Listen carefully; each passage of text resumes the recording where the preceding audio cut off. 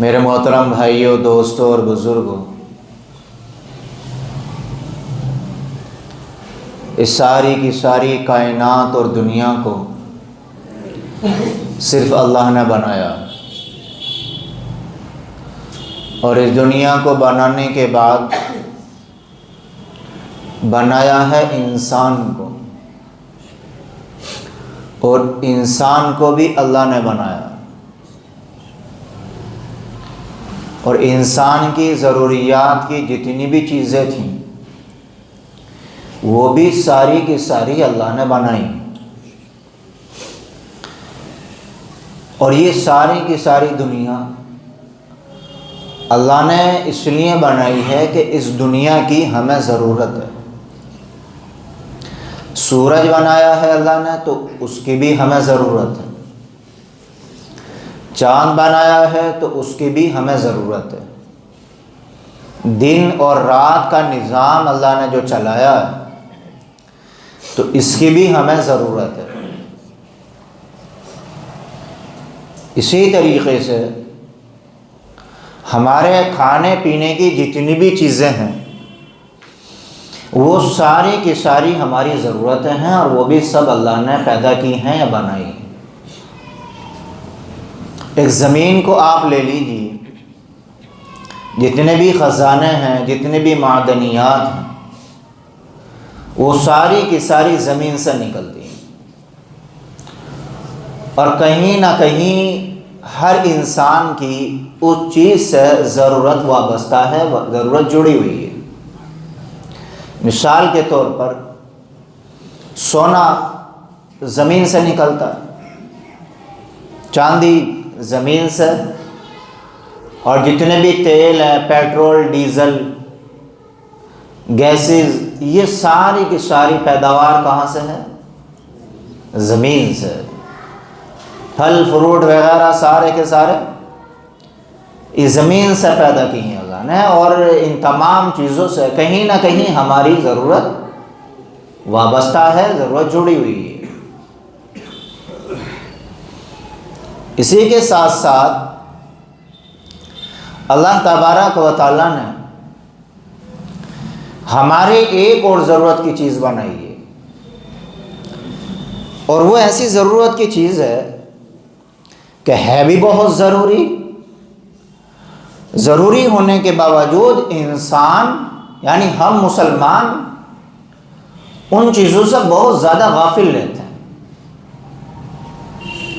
اور وہ غفلت میرے لیے بھی، اور جو بھی اس سے لاپرواہی برتے گا وہ اس کے لیے نقصان دینے والی ہے۔ اور وہ ضرورت کیا ہے؟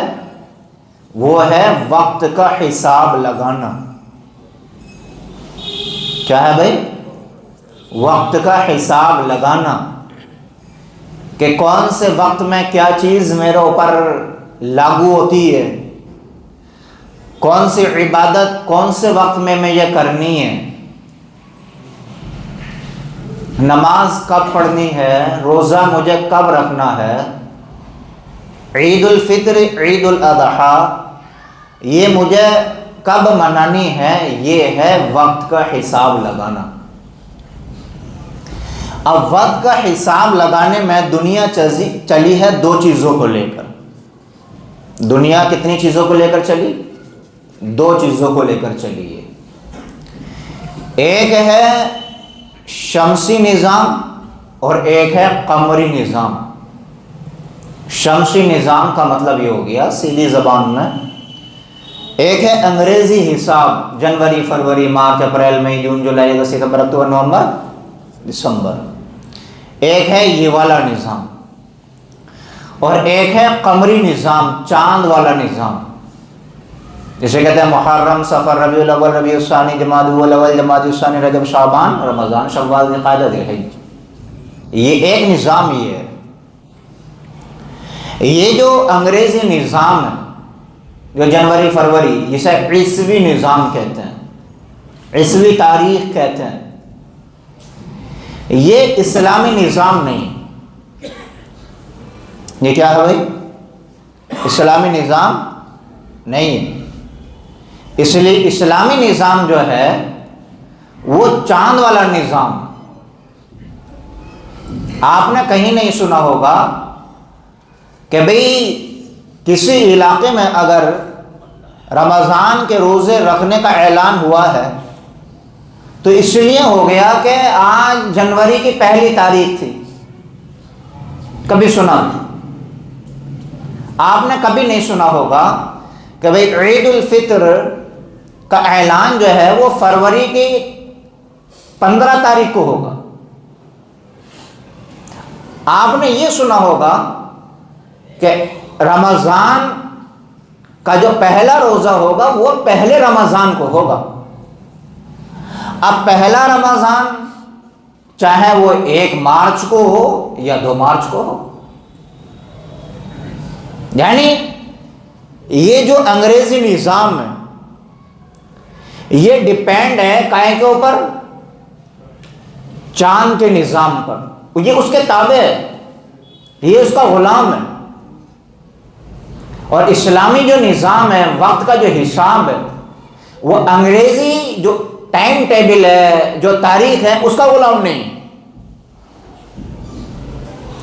اگر چاند یعنی جو رمضان کا مہینہ ہوتا ہے اگر 29 روزے رکھ کر چاند دکھ گیا تو اب اسلام یہ کہہ رہا ہے کل کو عید ہے.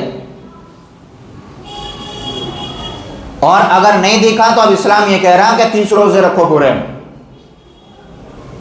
یعنی ہمیں جو اسلام نے باندھا ہے وہ اس نظام سے باندھا ہے، وہ اس قانون سے باندھا ہے، وہ اس حساب سے باندھا ہے جو محمد رسول اللہ صلی اللہ علیہ وسلم نے ہمیں دیا، اور اس نظام سے ہمیں بچایا ہے جو عیسائیوں کے نظام سے اور ان کے اصول سے، ان کے قانون سے نکل کے آیا ہے. ٹھیک ہے، دنیاوی اعتبار سے، ضرورت کے اعتبار سے ہم اپنا حساب کتاب جنوری فروری سے کر سکتے ہیں، لیکن عبادت کا جو نظام ہے وہ اس عبادت کے نظام کو ہم جنوری فروری کے حساب سے چلانا چاہیں تو نہیں چل سکتا. بالکل معاملہ کرہم برہم ہو جائے گا، الٹ پلٹ ہو جائے گی کہانی. تو یہ جو نظام ہے یہ رسول اللہ صلی اللہ علیہ وسلم نے ہمیں دیا، اور رسول اللہ صلی اللہ علیہ وسلم سے پہلے جتنے بھی پیغمبر رسول آئے، جتنے بھی اللہ نے نبی بھیجے، ان ساروں کا سارا جو نظام تھا وہ بھی قمری کے حساب سے تھا، وہ بھی چاند کے حساب سے تھا. اور عیسوی جو نظام چلا ہے یہ حضرت عیسیٰ علیہ السلام کی پیدائش سے چلا ہے. سن 2000 کتنی چل رہی ہے؟ 25 شروع ہو گئی، ختم ہو گیا مہینہ. تو عیسیٰ علیہ السلام کی پیدائش کو سن 2000 عیسیٰ علیہ السلام کی پیدائش کو جو وقت گزر چکا ہے وہ تقریباً 2025 سال گزر چکے ہیں. کتنے؟ 2025 سال گزر چکے ہیں حضرت عیسیٰ علیہ السلام کی پیدائش کو. جب حضرت عیسیٰ علیہ السلام کی پیدائش ہوئی تھی اسی وقت سے یہ سورج والا نظام یعنی جنوری فروری والا نظام چالو ہے. لیکن جب دور آیا حضرت عمر رضی اللہ تعالیٰ عنہ والا، تو حضرت عمر رضی اللہ تعالیٰ عنہ نے جو اس وقت بڑے بڑے صحابہ تھے، حضرت ابو بکر رضی اللہ عنہ تو گزر گئے، ان سارے کے سارے صحابہ کو بلایا، اور اس میٹنگ میں جتنے صحابہ تھے ان میں حضرت علی رضی اللہ تعالیٰ عنہ بھی تھے. حضرت عمر رضی اللہ تعالیٰ عنہ نے ان کے سامنے مدعا رکھا کہ بھئی دیکھو ہمارا بھی جو ہے نا اسلامی کیلنڈر ہونا چاہیے، جس کو عربی میں تقویم کہا جاتا ہے. آپ نے دیکھا ہوگا جو ٹائم ٹیبل یعنی نماز عصر مغرب عشاء وغیرہ کا جو ٹائم ٹیبل دیکھنے کا کیلنڈر ہوتا ہے، آپ نے دیکھا ہوگا اس میں تقویم بھی لکھا ہوا ہوتا ہے اوپر کو موٹے الفاظ میں. تو تقویم عربی میں کیلنڈر کو کہا جاتا ہے. تو حضرت عمر رضی اللہ تعالیٰ عنہ نے کہا کہ بھی ہمارا بھی اپنا تقویم ہونا چاہیے، ہمارا بھی اپنا کیلنڈر ہونا چاہیے. اب یہ مہینہ تھے محرم صفر ربیع الاول، یہ اسلامی مہینے تو تھے، لیکن یہ نظام نہیں تھا کہ ہمارا پہلا مہینہ کون سا ہونا چاہیے. ہمارا جو رمضان کا مہینہ آتا ہے اس کو کون سا نمبر دیا جانا چاہیے, جو حج والا مہینہ آتا ہے اس کو کون سا نمبر دینا چاہیے, پہلا, دوسرا, تیسرا, چوتھا, پانچواں. تو اب سارے صحابہ ہیں, عمر رضی اللہ تعالیٰ عنہ نے ان سے مشورہ لیا, ان سے رائے لی کہ بھئی آپ رائے دو, فیصلہ میں کر دوں گا کہ پہلا ہمارا مہینہ یہ ہوگا, دوسرا یہ ہوگا, تیسرا یہ ہوگا, چوتھا مہینہ یہ ہوگا, پانچواں, چھٹا, ساتواں, 12ویں تک ہم سارا نظام بنا دیں گے کہ پہلے کس کو, دوسرا کس کو, تاکہ ہمارے حساب کتاب میں, ہماری عبادت کرنے میں, اور جو ہم اپنے خطوں میں, اپنے لیٹروں میں جو تاریخ وغیرہ ڈالتے ہیں وہ بھی پتہ چلا کہ ہاں یہ پہلے مہینے کا ہے, یہ دوسرے مہینے. اب محرم تو تھا لیکن محرم کے مہینے کو پہلا نمبر کو حاصل نہیں تھا, کیونکہ ہمارے اسلامی مہینوں میں پہلا مہینہ کون سا ہے, محرم ہے. سفر تو تھا لیکن سفر کے مہینے کو دوسری پوزیشن حاصل نہیں تھی. تو کچھ صحابہ نے رائے دی کہ بھئی رسول اللہ صلی اللہ علیہ وسلم ربیع الاول کے مہینے میں پیدا ہوئے تھے, تو پہلا مہینہ ربیع الاول سے مان لیا جائے. کچھ صحابہ نے رائے دی کہ رسول اللہ صلی اللہ علیہ وسلم کی وفات بھی اسی مہینے میں ہوئی ہے, تو اسی مہینے کو پہلا مہینہ مانا جائے. کچھ صحابہ نے رائے دی کہ رسول اللہ صلی اللہ علیہ وسلم پر جس مہینے وحی نازل ہوئی تھی اس مہینے کو پہلا مہینہ مان لیا جائے.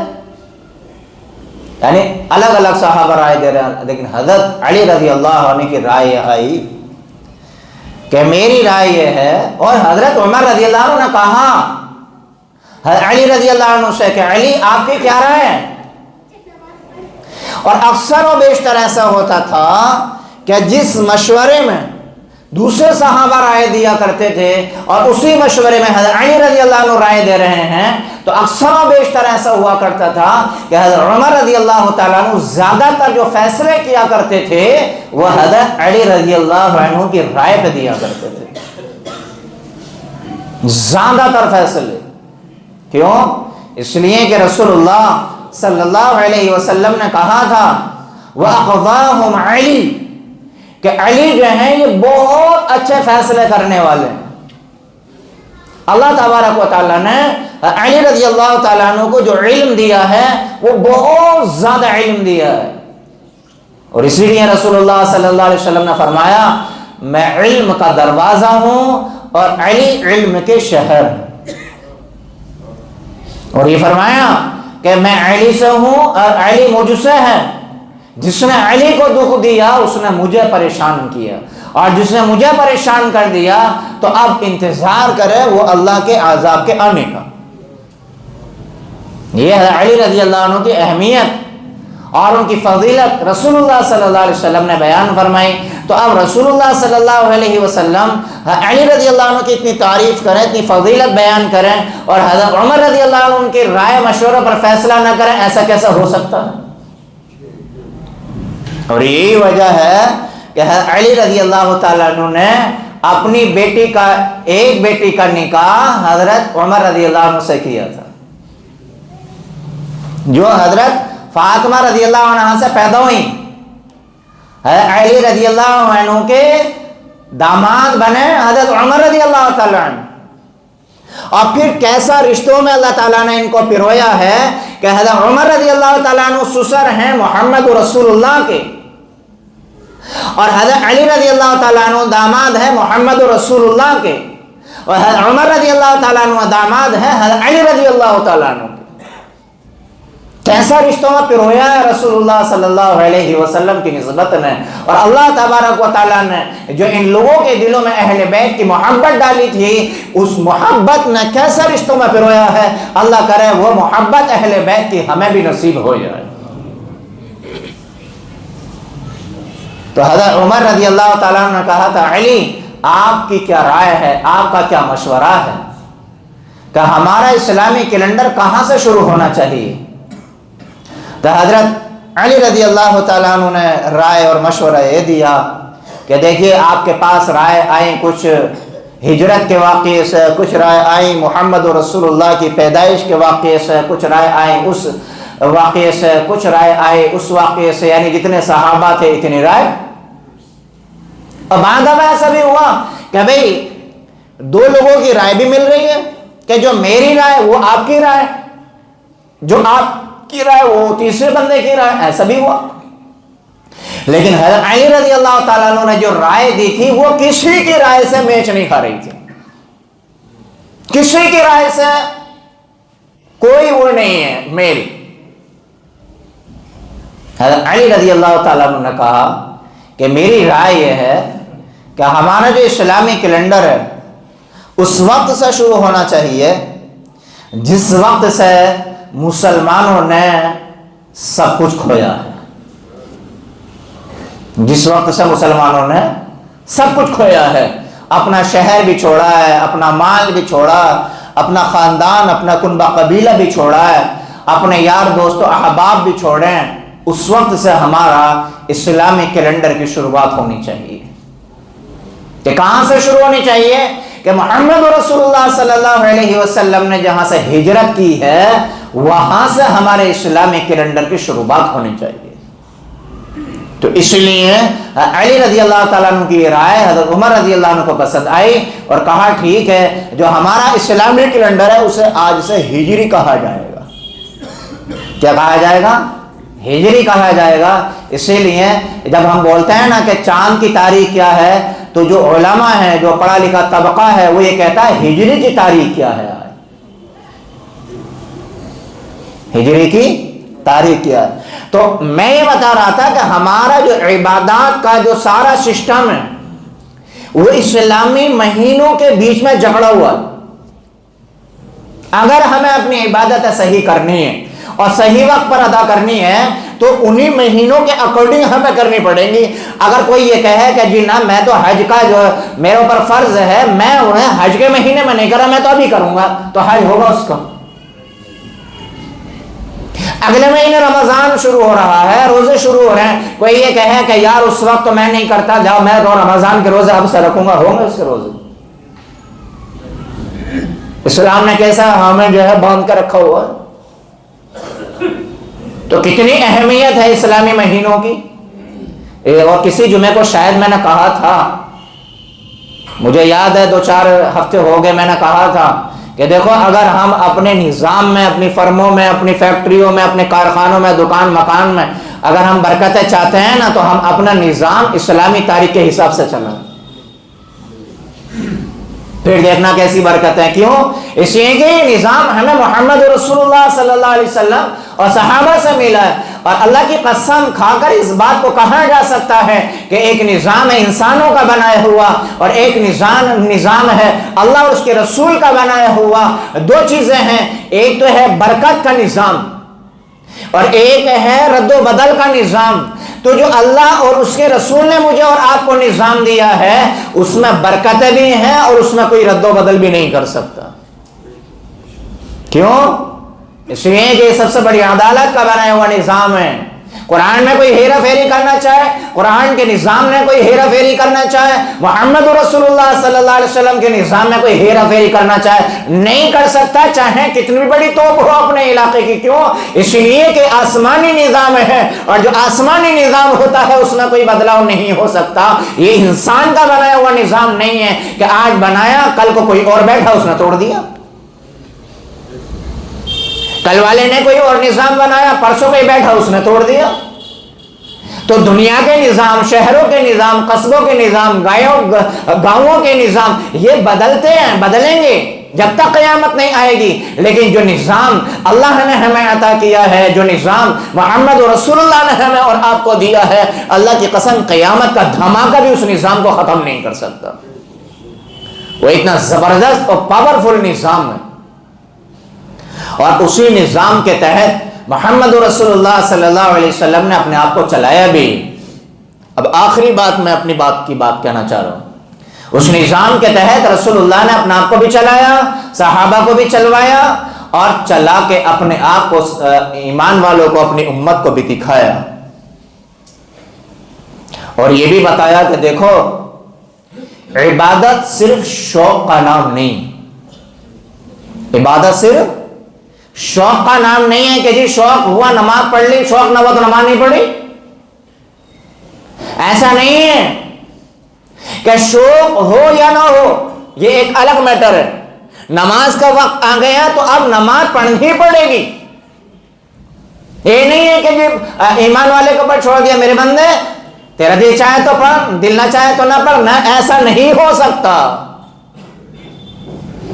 کہ جس نظام کے تحت مجھے اور آپ کو محمد رسول اللہ نے باندھا ہے، کہ کیسا باندھا اور اپنے آپ کو اس نظام کے اکارڈنگ چل کے اور چلا کے صحابہ کو اور ایمان والوں کو دکھایا کہ محمد رسول اللہ صلی اللہ علیہ وسلم کا حال یہ ہے کہ اس دنیا سے جانے والے ہیں، اس دنیا سے پردہ کرنے والے ہیں، اور کمزوری اتنی ہے کہ بغیر سہارے کے آپ اٹھ نہیں پا رہے ہیں. ایک طرف علی رضی اللہ تعالیٰ عنہ کا سہارا ہے اور دوسری طرف عباس جو آپ کے چچا ہیں ان کا سہارا ہے. آپ دونوں صحابہ کا سہارا دے کر اٹھ رہے ہیں اور صحابہ سے پوچھ رہے ہیں کہ بتاؤ میرے صحابہ نے، میرے پروانوں نے، میرے صحابہ نے، میرے یاروں نے کہ نماز ادا کر لی ہے؟ ابو بکر رضی اللہ تعالیٰ عنہ نے کہا نہیں یا رسول اللہ، آپ کا انتظار ہو رہا ہے، آقا رسول اللہ صلی اللہ علیہ وسلم سے اٹھا نہیں جا رہا ہے.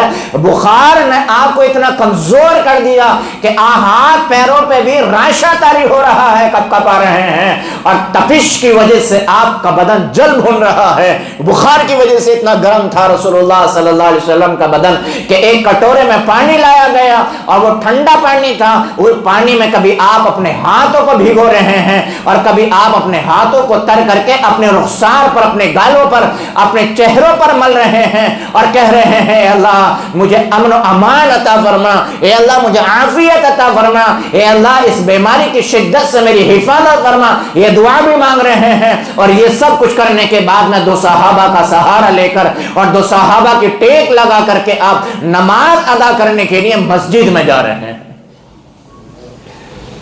تو ایسا نہیں ہو سکتا کہ جی دل میں آیا تو چھوڑ دیا، دل میں نہ آیا، دل میں آیا تو چھوڑ دیا، دل میں آیا تو کر لیا. ایسا نہیں ہو سکتا. اور صحابہ نے دیکھا کہ ہماری آنکھیں دیکھ رہی تھی کہ محمد رسول اللہ صلی اللہ علیہ وسلم پر اتنی کمزوری کا عالم تھا کہ کمزوری کی وجہ سے آپ چل تو رہے ہیں، آپ اٹھ تو رہے ہیں، لیکن کمزوری کی وجہ سے آپ کی ٹانگیں، آپ کے پیر مبارک اٹھ نہیں رہے ہیں. آپ کے پیر مبارک زمین پر گھسٹ رہے تھے اور جو گھسٹنے کی وجہ سے نشان پڑ رہے تھے، ان نشانوں کو بھی ہماری آنکھوں نے دیکھا. لیکن محمد رسول اللہ صلی اللہ علیہ وسلم نے نظام اللہ کے سامنے اپنے آپ کو ایسا چلایا، دیکھو تمہارا اتنا بڑا نبی ہے جو سارے نبیوں کا نبی ہے اور سارے نبیوں کا سردار ہے، امام الانبیاء ہے، اور معراج اللہ تبارک و تعالیٰ نے ان کو عطا کی ہے اور دنیا کو جینے کا شعور ملا ہے اور دنیا کو صحیح فیصلے کرنے کی عقل ملی ہے. وہی نبی تمہارا نبی ایسے وقت میں بھی کہ پیر زمین پر گھسٹ رہے ہیں اور زمین پر پیر گھسٹنے کی وجہ سے زمین پر نشان پڑ رہے ہیں، اتنے بڑے نبی بھی نماز پڑھنے کے لیے مسجد میں جا رہے ہیں. ایسا اپنے آپ کو اللہ کے نظام کے تحت چلایا. تو یہ سارا سسٹم ہمیں یہ بتا رہا ہے کہ عبادت صرف شوق کا نام نہیں ہے، عبادت صرف جذبے کا نام نہیں ہے کہ جب چاہا شروع اور جب چاہا چھوڑا. ایسا نظام نہیں ہے. اور یہ ایمان والوں کی شان بھی نہیں ہے کہ ایک موسم آیا تو عبادت شروع اور ایک موسم آیا تو عبادت ختم. یہ ایمان والوں کی شان نہیں ہے کہ ایک چاند دیکھا تو مسجد بھر دی، دوسرا چاند دیکھا تو مسجد خالی. 5 نمازیں ہیں 24 گھنٹے میں، تو سال میں 12 مہینے ہیں تو 12 مہینے فرض ہیں 5 نمازیں. ایسا نہیں ہے کہ بھئی شعبان کا مہینہ آیا، شب برات کا مہینہ آیا، شب برات کا شعبان کا مہینہ آیا، شعبان کے مہینے میں ایک رات شب برات آتی ہے، اس میں جگہ جگہ جلوس ہوتے ہیں، بیان ہوتے ہیں، تقریریں ہوتی ہیں. پوری ایک رات ہم نے بیان سن لیے، پوری ایک رات ہم نے عبادت کر لی، نفل نماز پڑھ لی، قرآن پڑھ لیا، صلاۃ التسبیح کی نماز پڑھ لی اور دوسری تسبیحات پڑھ لی. اب پھر جو ہے اس کے بعد میں رمضان تک فرض نمازوں سے بھی دور. یہ نظام عیسائیوں کا ہے، یہ نظام یہودیوں کا ہے، یہ نظام رسول اللہ صلی اللہ علیہ وسلم نے ایمان والوں کو نہیں دیا. اس لیے میں شروع سے ایک بات کہہ رہا ہوں کہ عبادت شوق کا نام نہیں ہے، عبادت صرف جذبے کا نام نہیں ہے، عبادت تو اللہ کے حکم پر چلنا اور محمد رسول اللہ کے طریقے پر چلنا، ان دو چیزوں کا نام عبادت ہے کہ اب چاہیں موسم ماحول طبیعت پبلک معاشرہ سماج کچھ بھی کہ ہے، نماز کا وقت آ گیا تو اب نماز پڑھنی، اب یہ نہیں چلے گا میری بیٹی کی شادی تھی تو 500 لوگ بارات میں آئے تھے اس لیے ظہر کی نماز قضا ہو گئی،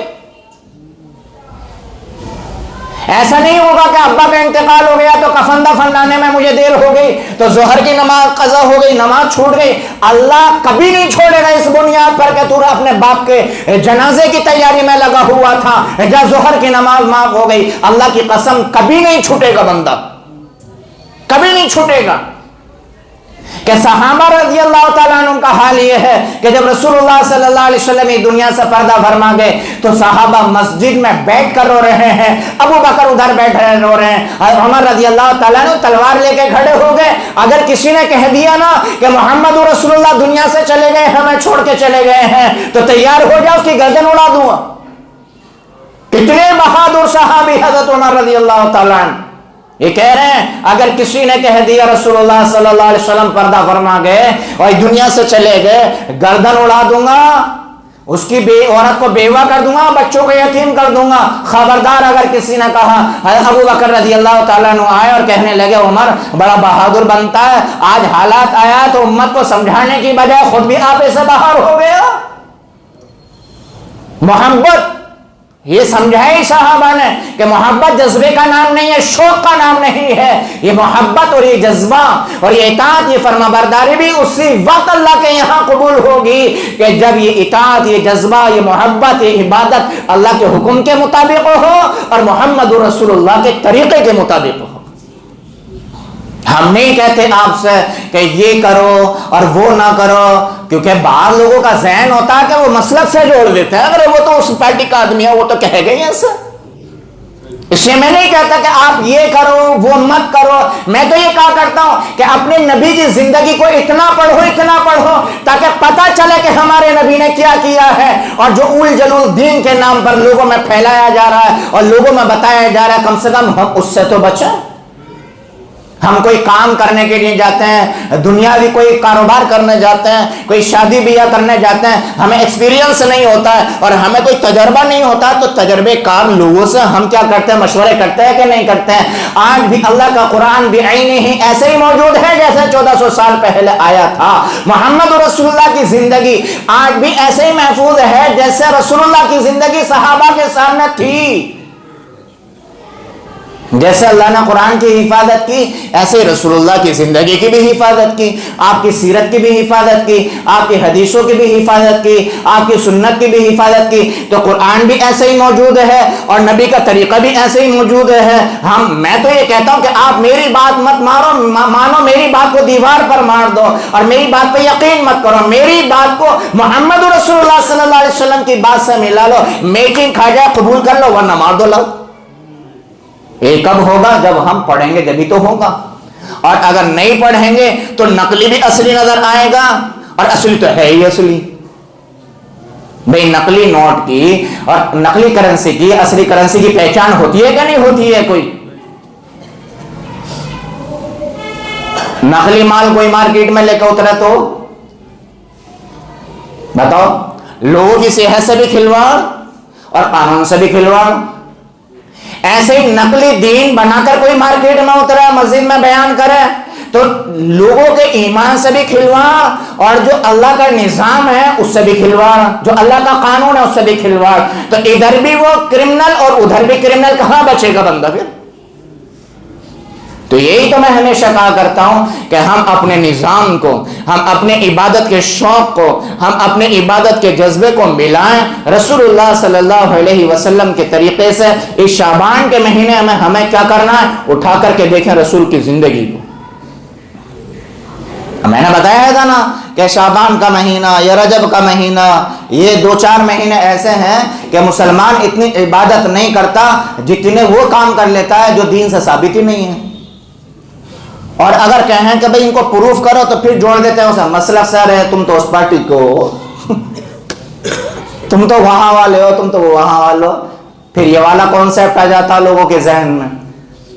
تو سیدھی سیدھی سی بات ہے بھائی، میں کسی فرقے کی بات نہیں کرتا، میں کسی مسلک کی بات نہیں کرتا، میرا تو کہنے کا مطلب یہ ہے رسول اللہ صلی اللہ علیہ وسلم کی سیرت کو پڑھیں، صحابہ کی سیرت کو پڑھیں، جو انہوں نے ہمیں دیا ہے اس پہ چلیں، جو انہوں نے ہمیں دیا اگر اس پہ چلنے لگے ہم تو اللہ کی قسم جو الجھل چیزیں الٹی سیدھی چیزیں ان سے خود بخود بچ جائے گا ایمان والا، ان سے خود بخود بچ جائے گا۔ اور جو دین نہیں ہے اس پہ اگر چلے تو پھر مشکات شریف کی روایت ہے، رسول اللہ صلی اللہ علیہ وسلم نے فرمایا جو دین نہیں ہے بندہ جب اس پہ چلے گا تو اس کی نحوست سے، جو رسول اللہ صلی اللہ علیہ وسلم کا سنت طریقہ ہے اس کی نحوست سے اللہ اپنے نبی کے سنت طریقے سے ہٹاتا چلا جائے گا۔ یہ نحوست ہے ان چیزوں پر چلنے کی جو دین نہیں ہے۔ تو آج ایک ذہن لے کر کے اٹھیں، ایک سوچ لے کر کے اٹھیں کہ انشاءاللہ ہم نبی کے بتائے ہوئے طریقے پر، نبی کے بتائے ہوئے دین پر چلنے کی کوشش کریں۔ اور دیکھو ایک بات اور بتا دوں آخر میں 1 منٹ کے اندر، جو پیور والا دین ہے اگر اس کے چلنے میں ہم سے سستی ہو گئی، ہم سے کچھ اونچ نیچ ہو گئی اپنی کمزوری کی وجہ سے یا اپنے کسی اور وجہ سے، اللہ بہت غفور رحیم، اللہ معاف کر دے گا۔ لیکن اگر ہم نے نبی کے دین کو چھوڑ کر دوسری چیزوں پر چلنا شروع کر دیا تو اب اس کو اللہ معاف نہیں کرے گا۔ اتنا بڑا وبال ہے بدعات کا، خرافات کا اور رسموں کا۔ اللہ سے دعا فرمائے کہ اللہ ہم سب کو عمل کی توفیق عطا فرمائے۔